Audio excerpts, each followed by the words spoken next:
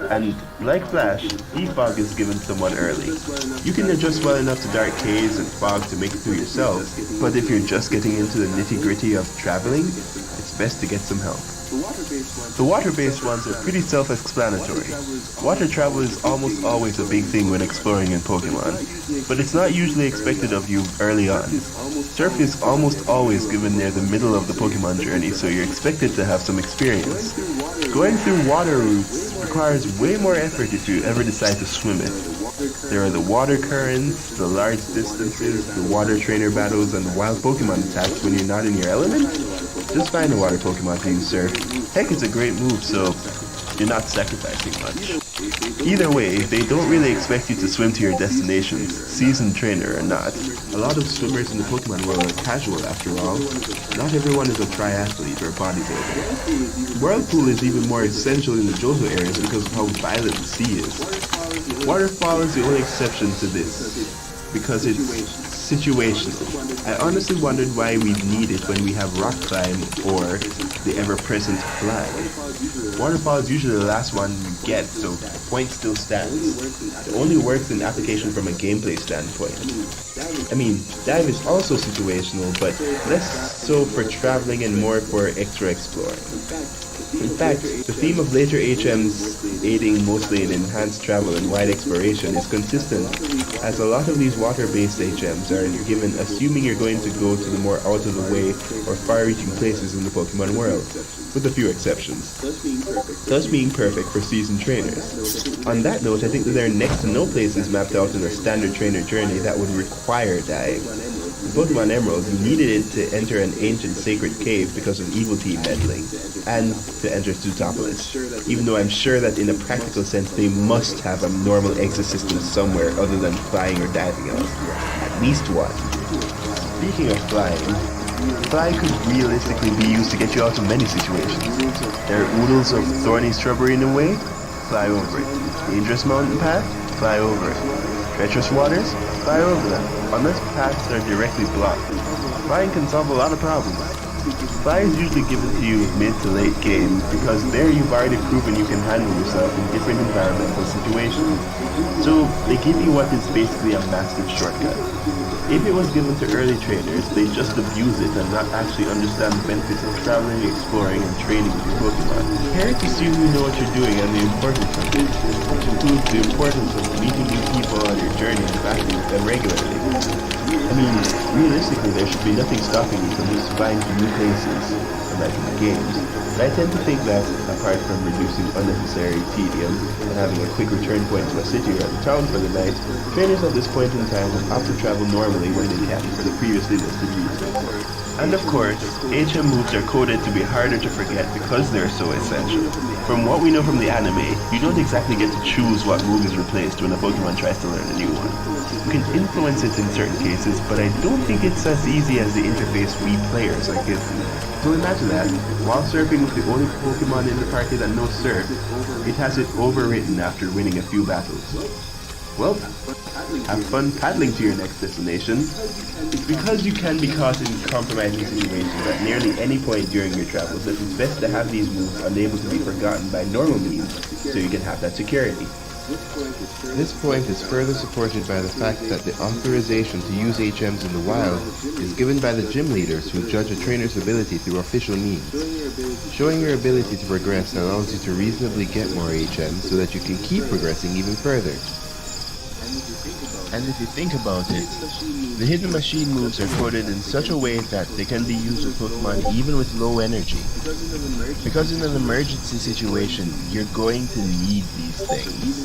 So even if your Pokemon are tired, they'll have enough power to help you out of the situation.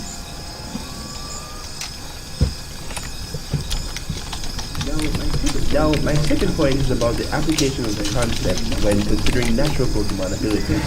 People questioning the use of HMs usually make reference to a common complaint or joke about your normal Pokemon being able to move boulders on its own, or cut/burn down trees with ease, etc., etc. See, I think the other purpose of the hidden machines is to give Pokemon perfect control of these important traversal moves so they don't hurt themselves, the environment, or, the people around them. Remember that not every Pokemon is super smart or super precise by default. If you use a Torkoal to burn a tree you didn't have a cutting Pokemon for, that forest might be in major trouble now. Hope you have a Pokemon with Hydro Pump or something, but then you might destroy more trees with the forest. Hope you have Water Gun? But then it might be too weak to put out the raging fire. See what I mean? While the argument might be made that very similar moves to the HMs exist, which in Cut's case are things like Slash and Razor Shell, these moves aren't guaranteed. Even if Pokemon do learn them, they're usually at mid-levels. The starting Pokemon trainer who has a problem with bushes most likely isn't going to have that luxury. To further explain this, let's go over it one by one.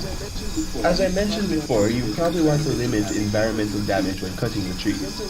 Some Pokemon or some moves would end up endangering the forest habitat by leveling too many trees at once or eroding/burning them.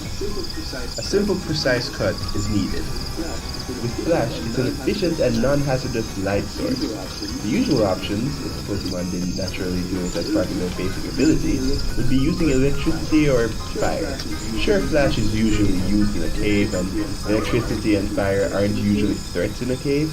You kinda still would want to minimize open flames when you can, plus they probably light a shorter area. Furthermore, having constant electricity or fire being pumped up at body level, that is, if the Pokemon can even control it that well, seems really inefficient and would tire them out. Strength involves increasing power and stabilizing the muscular output so that the Pokemon can lift boulders and remove large obstacles without issue. The issue in this case is most likely the threat that it poses to itself. Not every Pokemon is going to have perfect form when lifting or moving large things. Some may have the ability but not a stable enough control over their strength to keep lifting it. Some may not even know their own strength, or psychic strength in some cases, and maybe send large obstacles in the air or rolling away, possibly in your direction. A similar concept exists for Rock Smash. Too little strength? The Pokemon gets hurt trying.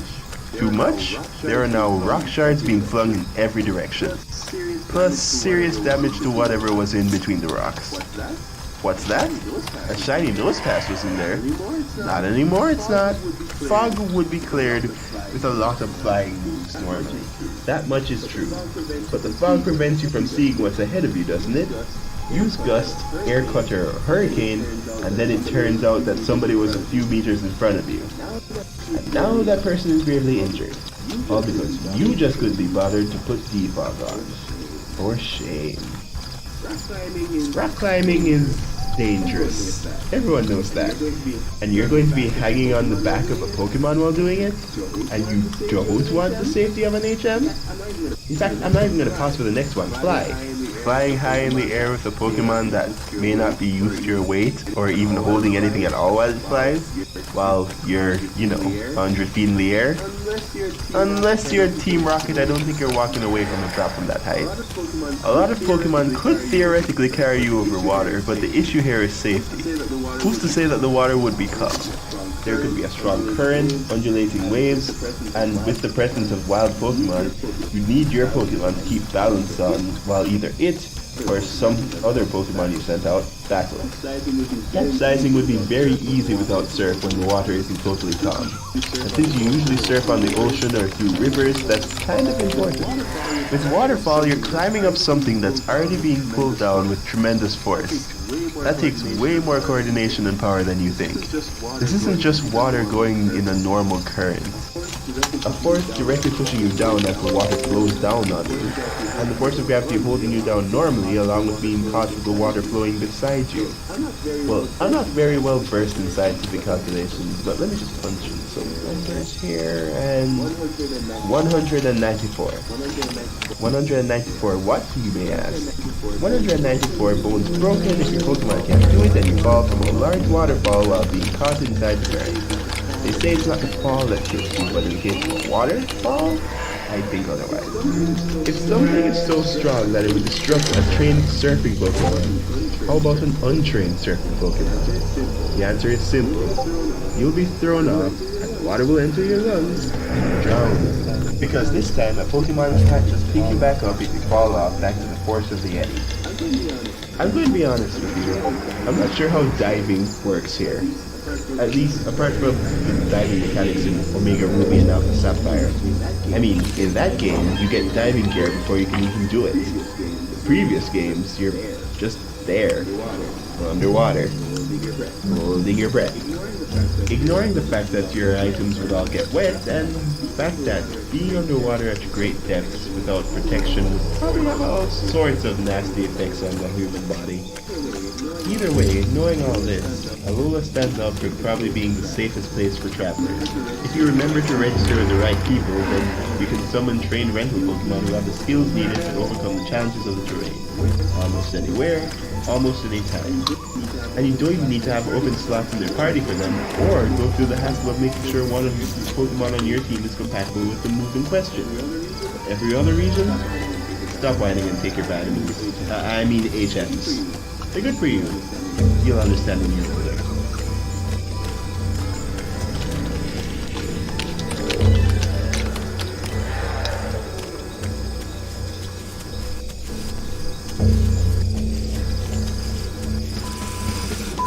This is a brief history of B&H, everyone's favorite photo and video store. The year was 1973. The Mets went to the World Series. The first cell phone call was made. And Bleemy and Herman opened a specialty photography shop at 17 Warren Street, New York City. They had a simple philosophy. Be honest, treat people right, and they will come back. Thanks, Irving. Also, free candy. And it worked. Over the next 20 years, we expanded and moved to West 17th Street, then 34th Street and 9th Avenue, and added more products. Lighting, binoculars, telescopes, audio, video, tripods, computers, printers, mobile, televisions, projectors, drones, and even more free candy. Now it's 3 stories and over 400,000 products and over 1,000 employees. We take millions of orders online and ship to 179 countries and counting. You can talk to us in person, on the phone, B&H, how can I help you? or online. Check out our checkout baskets. Also check out our checkout numbers. Also check out the flare on Moray's vest. And everyone's favorite part, our conveyor belt. The benefit of the conveyor belt is you don't have to worry about the product or schlep it around anymore until checkout. Nice. These are the owners. They still come to work every day. They're around here somewhere. Anyway, this is Jeanette. Oh, sorry, she's busy. This is our warehouse. This is Yakov and Levy fighting over lighting kits. B&H is not a chain. B&H is open every day, except Saturdays, of course. Now you know almost the whole story. We are B&H.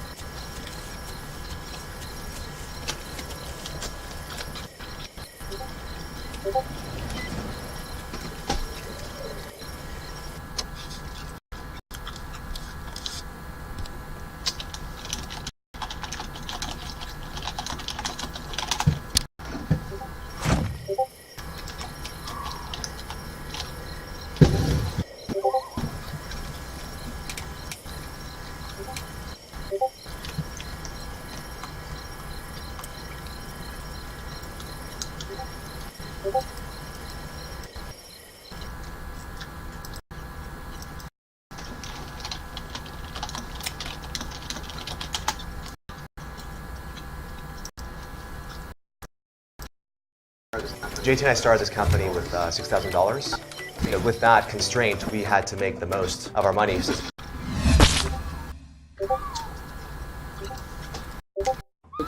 So a good chunk of people have continuously asked, why Dragon-type Pokemon are weak to Fairies since the introduction of the Fairy type? And I am working on that. I'm researching the correlations, the legends, the myths, and connecting the dots. At first, I thought it was going to be something horrifying, like a group of fairies came together and ate a dragon alive or something. But alas, no such luck yet. However, what I did find might surprise you, and since it's pretty close to Halloween, it's going to be keeping with the horror-themed theories going on. So stay subscribed for more creeptastic theories from this month. And make sure to sign in so you can comment down below and like and share the video if you enjoyed it. Now, what even is a fairy?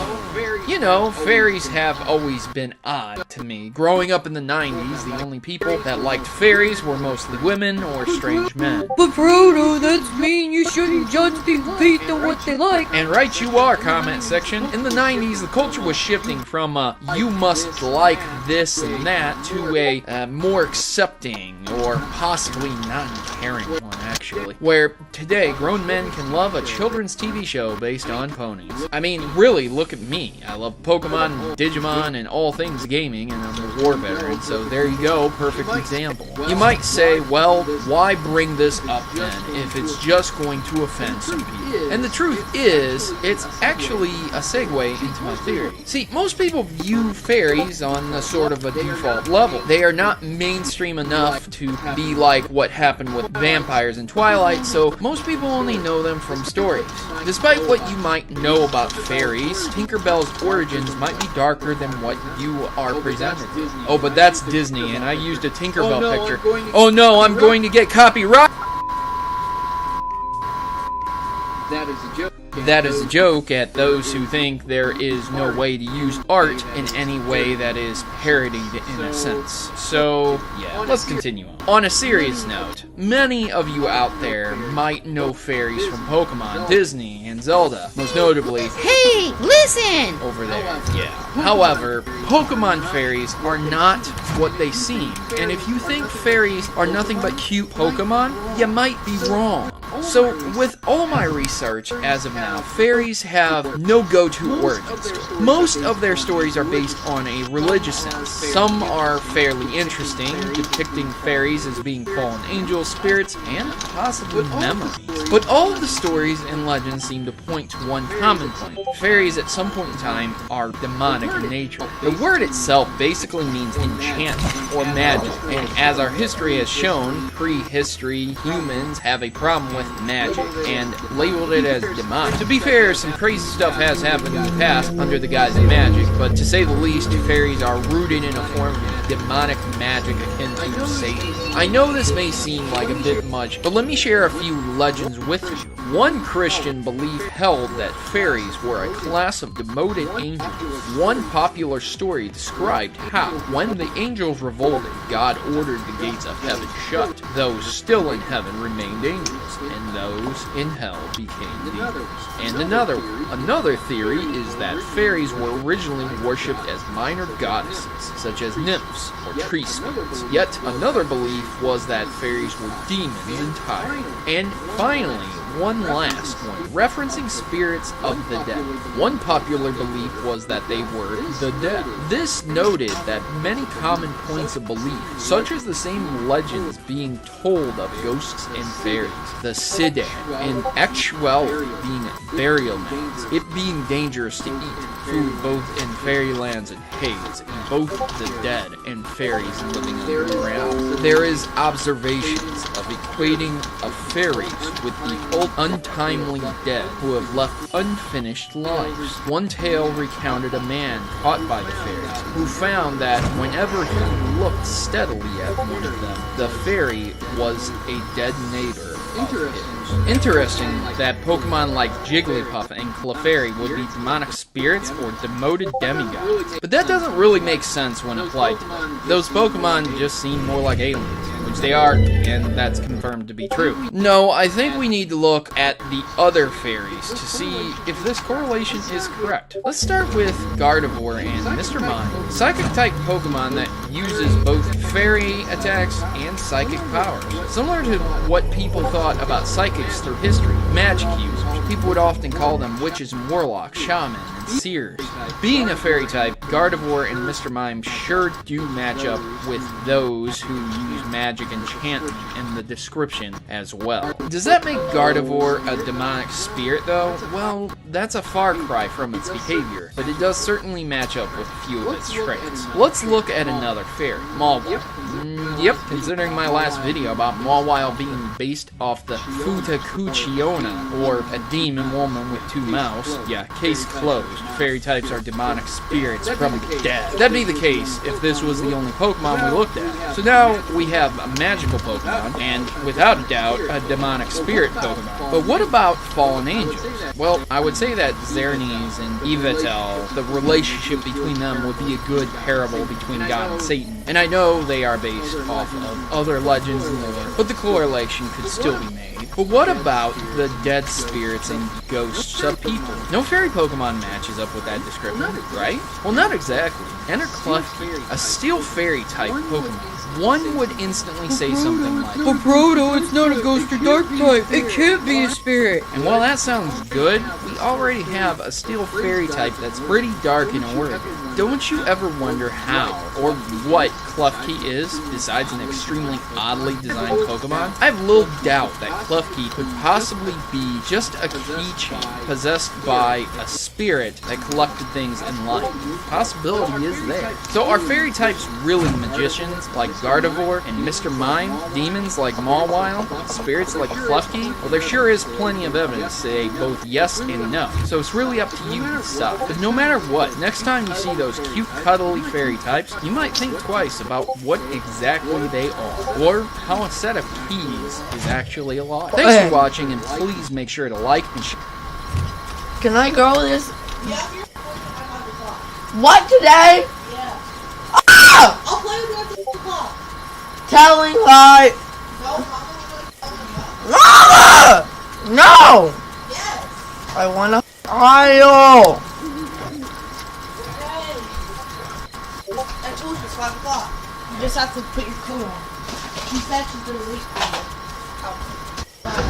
you. Not right now. So she's at like 4:30. But don't have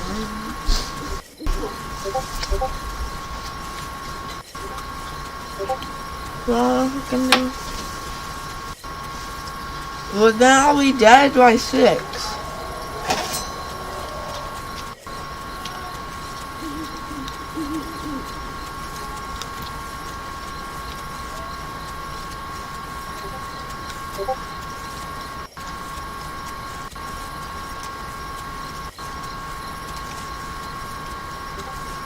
Okay.